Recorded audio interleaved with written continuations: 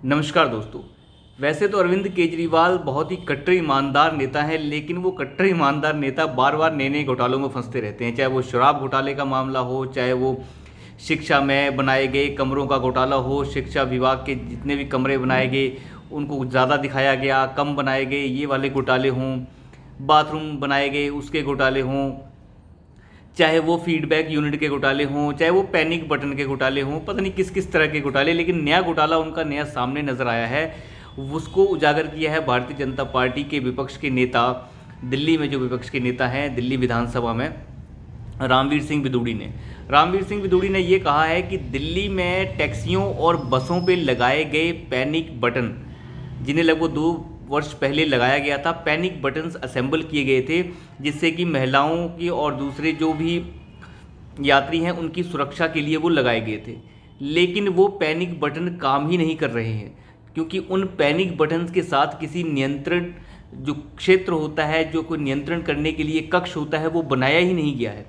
यानी कि अरविंद केजरीवाल ने लगभग 500 करोड़ रुपए जो हैं साफ कर दिए हैं। परिवहन विभाग की तरफ से लगाए गए इन बटनों का काम ना करना ये बता रहा है कि अरविंद केजरीवाल ने किस तरीके से इन पैसों को जो है हजम कर लिया है। मैं आपको बताऊं कि इन बटन्स को असेंबल करने के लिए बसेस में और टैक्सीज में लगभग 9,000 रुपये वसूले गए थे एक ऑपरेटर से। अगर किसी कोई टैक्सी है तो उससे 9,000 रुपये वसूले गए हैं और बसेस से 22,000 रुपये वसूले गए हैं। तो कुल मिला के अगर देखा जाए तो सारा अगर टोटल लगाया जाए तो हज़ारों बसें हैं, हज़ारों टैक्सियां हैं, टोटल मिला के लगभग 500 करोड़ रुपए के आसपास अरविंद केजरीवाल ने हजम कर लिए हैं। और इनका कोई लेखा जोखा अरविंद केजरीवाल के पास नहीं है। फिलहाल अरविंद केजरीवाल ये बता रहे हैं कि ऐसा कुछ नहीं हुआ है, हमने ऐसा कुछ नहीं किया है। हालांकि जो विपक्ष के नेता हैं दिल्ली विधानसभा में, वो कह रहे हैं कि हम जो है एक पूरा का पूरा मंत्रिमंडल का जो एक ग्रुप बनाकर हम जो हैं नेता लोग सारे के सारे लेफ्टिनेंट गवर्नर से मिलने जा रहे हैं और ये मांग करेंगे कि इसकी सीबीआई इंक्वायरी करवाई जाए।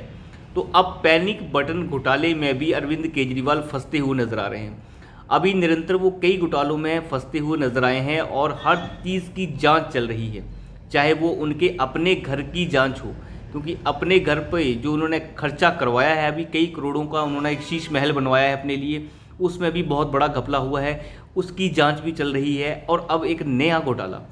देखिए, अरविंद केजरीवाल जो है भले ही बहुत चालाक हों, लेकिन इस तरीके का बेईमान टाइप का नेता मैंने आज तक नहीं देखा। किसी के ऊपर इस तरीके के आरोप आज तक कभी नहीं लगे हैं कि एक के बाद एक इस तरीके के आरोप लगे।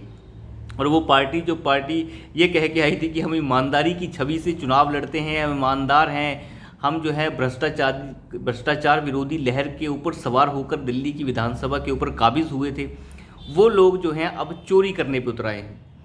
इतने बड़ी चोरी जो है, आप मुझे बताइए, जिस मुख्यमंत्री के 2 बड़े मंत्री, शिक्षा मंत्री छोड़िए, जो 18 मंत्रालय संभाल रहा था, साथ ही साथ जो है स्वास्थ्य मंत्री सत्येंद्र जैन और मनीष सिसोदिया, ये सारे जेल में पड़े हैं। और पिछले 1 साल से जेल में पड़ा हुआ है सत्येंद्र जैन, पिछले 4 महीने से जेल में पड़ा हुआ है मनीष सिसोदिया, लेकिन बेल नहीं मिल रही है।